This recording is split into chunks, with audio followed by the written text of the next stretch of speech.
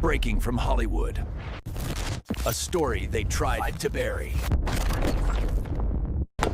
Money.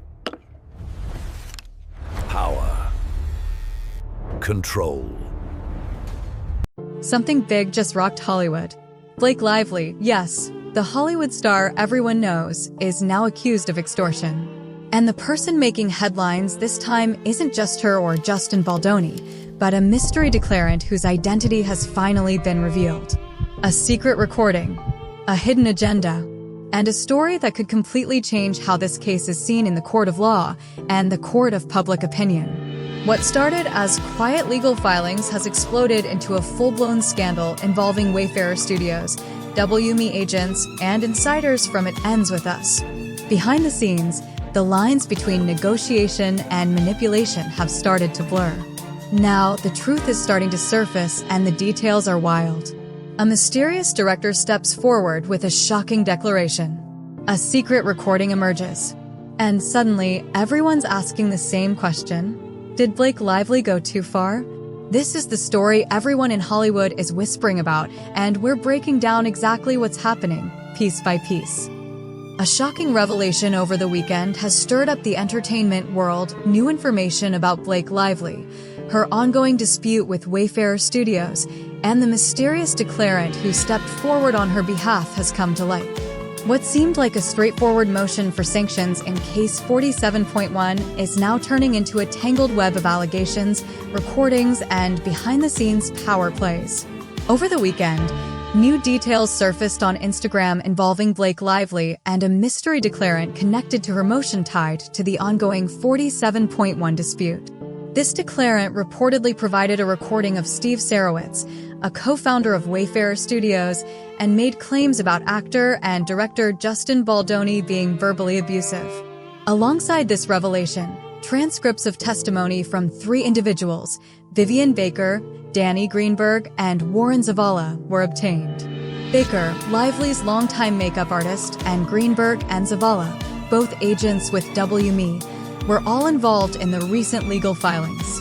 These transcripts were included in WME's response to the sanctions motion, and they reveal much more than procedural details.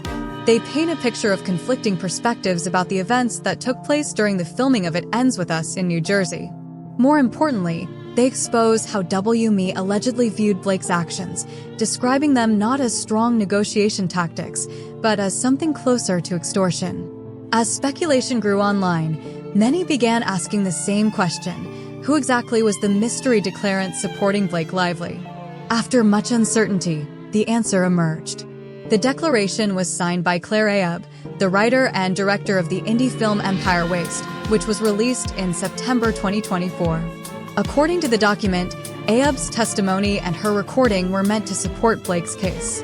However, legal experts suggest this evidence may not be admissible in court, as it could be considered propensity evidence, meaning it doesn't directly relate to the case at hand.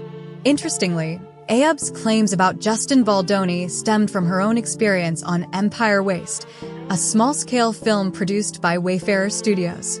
Despite her statements, the film's connection to It Ends With Us remains tenuous at best. What's raising eyebrows is why Aayub, whose film saw only a brief theatrical run before moving to streaming, suddenly decided to step forward with a declaration years after production ended. But what makes this even more curious isn't just the declaration itself, it's how the evidence was obtained, who handed it over, and the legal gray area surrounding that secret recording. The details behind that move might change everything about how this case unfolds next. Behind every major Hollywood dispute, there's always a moment that raises the stakes, and in this case, it's a recording that might not have been legal. The mystery declarant, Claire Aayub, didn't just write a statement. She recorded a private conversation between herself and Wayfarer co-founder Steve Sarowitz, and that single act may redefine the direction of Blake Lively's case. In her declaration, Claire Aayub confirmed she wrote and directed Empire Waste, produced by Wayfarer Studios, with Justin Baldoni credited as a producer. She claims she had repeated negative interactions with Baldoni and described what she called verbal abuse on set. According to Aayub, she eventually requested that Baldoni be barred from the majority of production, a request Wayfarer granted. As Empire Waste neared release in 2024, Aayub says she asked that Baldoni not be involved in the film's marketing or publicity. Less than a week later, she was contacted by an assistant for Steve Sarowitz, who wanted to schedule a meeting. Concerned that Sarowitz might pressure her to walk back her earlier request, Aayub secretly recorded their conversation and later handed that recording over to Blake Lively's legal team. Here's where things take a turn. Legal notes show the recording was produced in discovery not through a subpoena, but directly by Blake. That suggests Aayub voluntarily shared it with her. But Sarowitz, through his attorney, has insisted he never consented to being recorded, and both Illinois, where he lives, and Connecticut, where Aayub may have been during the call, are two-party consent states. That means recording someone without their knowledge is a potential crime. Even more striking, the conversation reportedly includes Sarowitz making alarming comments, including a comparison to the Israel-Hamas conflict on October 7, 2023. Lively's side allegedly sees this as proof of a broader conspiracy against her, though others argue the comments were taken out of context. Legally speaking, it's unclear whether any of this would be admissible. Recording someone without consent, then handing that material to another party, raises serious ethical and legal questions. Critics are now asking whether Aayub acted on her own or whether she was motivated to help Blake Lively. If the recording was truly obtained unlawfully, it could weaken Lively's case rather than strengthen it. And for those in the industry, the situation underscores the thin line between advocacy and overreach, especially in Hollywood, where every action is scrutinized. But that's only part of the story. Because once the recording surfaced, depositions from key insiders, including Lively's own makeup artist and WME agents, revealed a far more complicated dynamic on set, and their testimony might shift the entire narrative.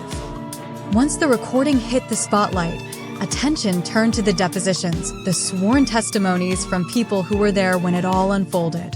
What they said didn't just clarify the situation, it challenged Blake Lively's entire version of events. Among the deposition transcripts submitted in the case, the most notable come from Vivian Baker, Danny Greenberg, and Warren Zavala. These aren't random witnesses. Baker was Blake Lively's own makeup artist, while Greenberg and Zavala were WME agents directly involved with both Justin Baldoni and Lively during production. Vivian Baker's testimony was relatively straightforward. She confirmed that filming took place in New Jersey and said that during the second phase of shooting, she didn't witness any inappropriate behavior on set. That statement alone might seem small, but it gives Wayfarer Studios an opening to argue that whatever issues arose early in production had been addressed by the time filming resumed. Their position appears to be that once Blake raised her initial concerns, the production adapted, and any tension afterward was due to creative differences, not misconduct. This sets the stage for how Wayfarer and WME are framing their defense, that the real conflict wasn't about harassment, but about control. They suggest Blake's later complaints, the alleged smear campaign, the accusations of retaliation, were rooted not in discrimination, but in disputes over creative authority. Then comes Danny Greenberg's testimony, which many legal observers find the most revealing. Greenberg, a WME agent who worked closely with Justin Baldoni, described a growing pattern of escalating behavior from Blake Lively on set. During questioning, attorneys reviewed text messages between Greenberg and Baldoni.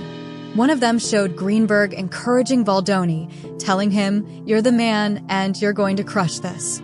Another message went even further. In it, Greenberg used the word extortion to describe Blake Lively's behavior.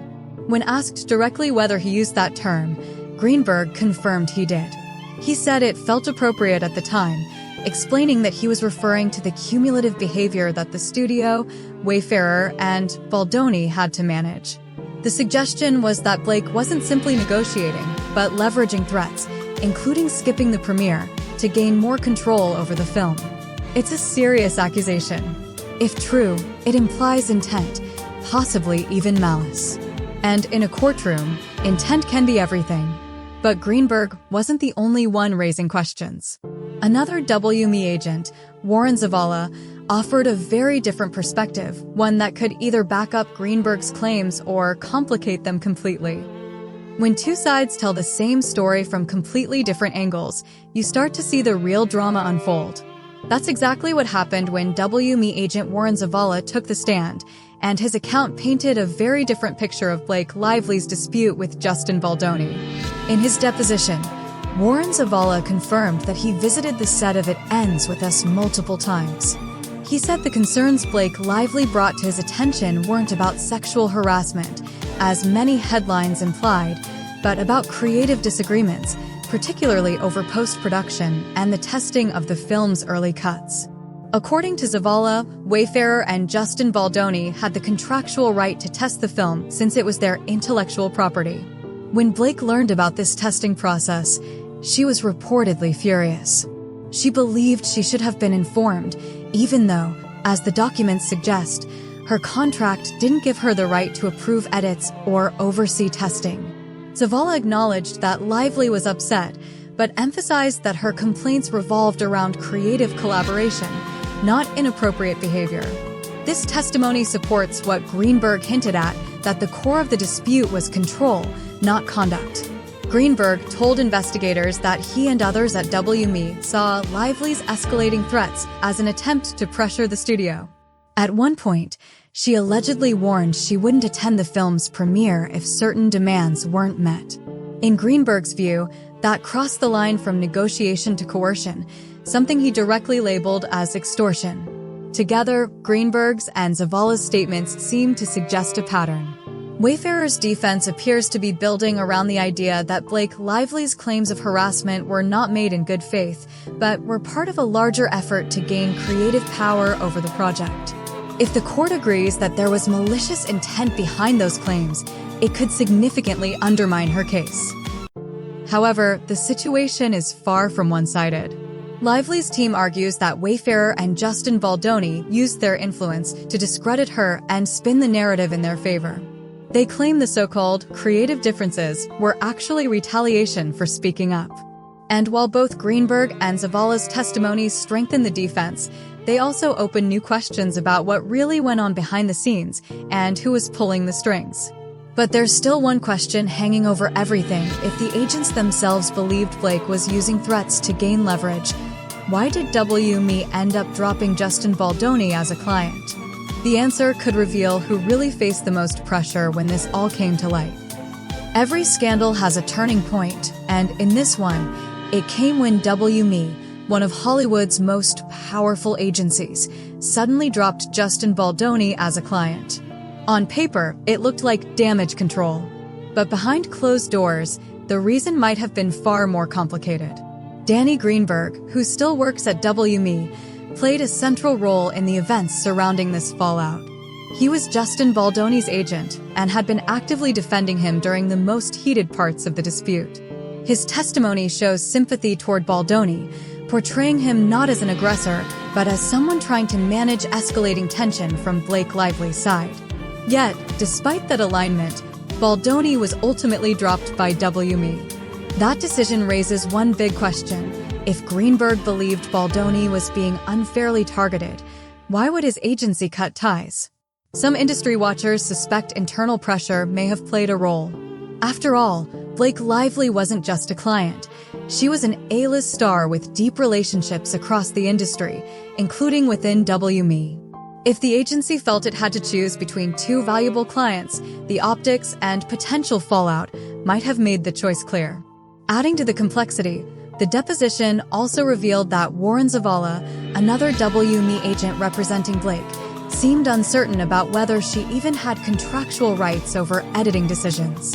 This lack of clarity adds another wrinkle to the narrative.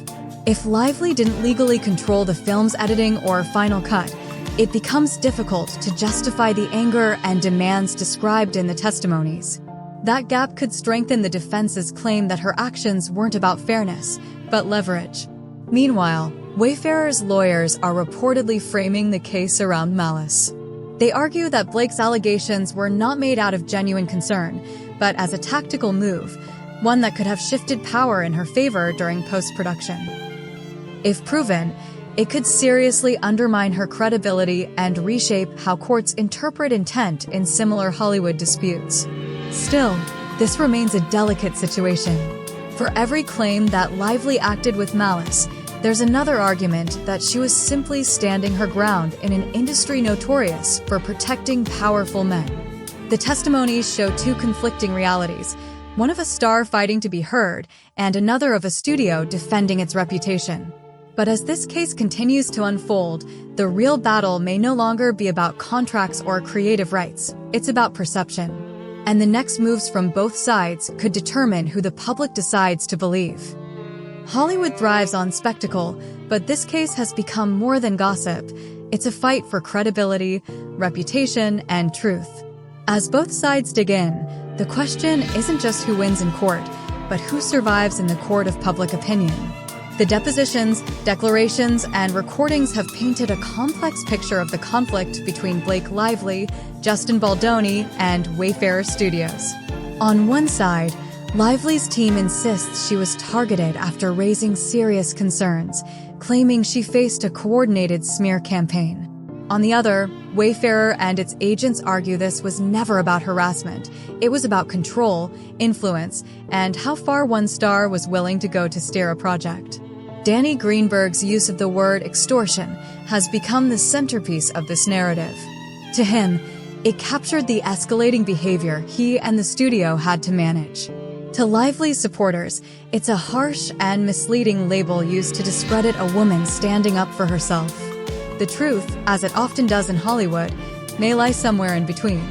The same goes for Claire Aayub's involvement.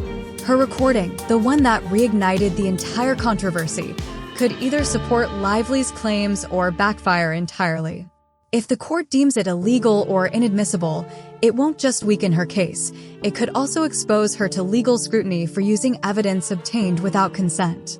That single decision to press record might end up shaping how this entire case is remembered. Meanwhile, the entertainment industry is watching closely. These revelations have sparked broader debates about how power operates on film sets, how stars negotiate creative influence, and what happens when private disputes turn public. It's a reminder that Hollywood's glossy surface often hides tangled networks of contracts, politics, and personal rivalries. As the case moves forward, both sides will likely keep fighting not just for a legal victory, but for control of the narrative. Each new document, each leaked transcript, each testimony has the potential to shift perception. And in an era where reputations can be made or destroyed overnight, perception might be the most powerful weapon of all. The next phase of filings could finally reveal who's telling the truth or expose just how deep this power struggle really goes. Because in Hollywood, the story doesn't end with the verdict. It ends when the spotlight moves on.